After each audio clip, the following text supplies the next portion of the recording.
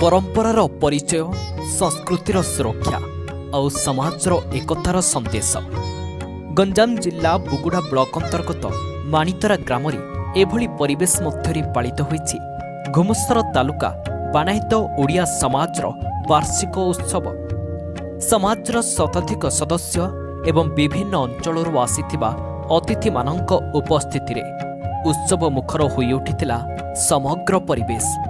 सूचना अनुसार 1928 मसीह घुमुसर तालुका बाणायत ओडिया समाजर गठन होइथिला। दीर्घ 90 वर्षरू अधिक समय धरी एही समाज सामाजिक एकता और सांस्कृतिक मूल्यबोध को बजाय रखी आसुछि। प्रतिवर्ष भली चलित वर्ष मध्य आयोजित होइथिबा एही उत्सव रे परंपरा और आधुनिकतार एक सुंदर समन्वय देखिबाकू मिलिथिला। उत्सवर शुभारंभ होइथिला मां व्याघ्र देवी एवं मां नारायणी पूजार्चना माध्यम पारंपरिक रीतिनीति सह देवी मानक ग्राम्य परिक्रमा और आशीर्वाद ग्रहण करथिले समाजर सदस्य माने। भक्ति और आध्यात्मिकतार परिवेश भितरी समाजर मंगल एवं अंचलर उन्नति कामना करा जायथिला।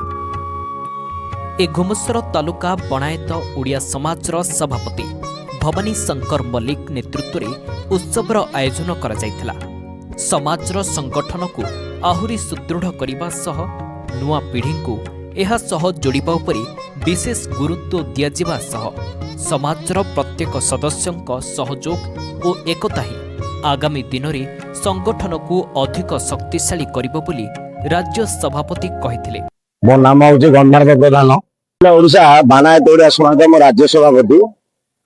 आज मेरे घुमुसर तालुका बाणायत ओडिया समाजर पारंपरिक रीति अनुसार ए वर्ष वार्षिक सम्मेलन हमार घुमुसर सभापति श्रीयुक्त भवानी शंकर मल्लिक नेतृत्व में आमर गंजाम जिला सभापति श्रीयुक्त प्रफुल्ल चंद्र साहू एवं आमर गंजाम जिला राज्य समस्त कर्मकर्ता मंडली एवं आमर माणितरा बाणायत ओडिया समाजर समस्त कर्मकर्ता माँ मैंने मिलमिशी आज अति आनंद उल्लास माँ नारायणी और आमर व्याघ्र देवी नगर परिक्रमा कर आम जातिर समस्त प्रकार आज वार्षिक कृति छात्र छात्री को पुरस्कृत करवा अवहेलित लोक मान नारी शिक्षा को अग्राधिकार देवा को प्रचार प्रसार करने आम सभापति प्रयास आज समस्त समवेत होती सारा ओडिशार बाणायत ओडिया जातिर कर्मकर्ता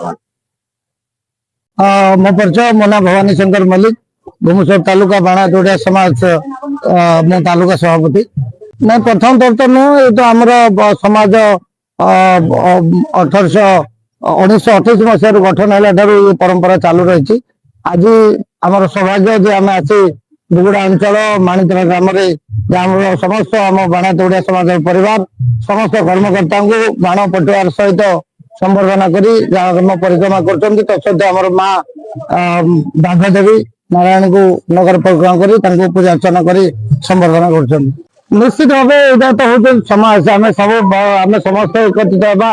एक दिन वर्ष को थे एमती पर्व आसे सब कोण आसती समस्ते भाई भाई भर संपर्क को सुदृढ़ करते समाज संगठन को आगे नेबार प्रयास करते आम जातिर जो अवहेलित भाई मैंने अच्छा कि माँ मैंने अच्छा केमती मुख्य स्रोत को फेरवा और केमती सुदृढ़ हे आग को समाज चली पारे से गोटे नयार प्रयास।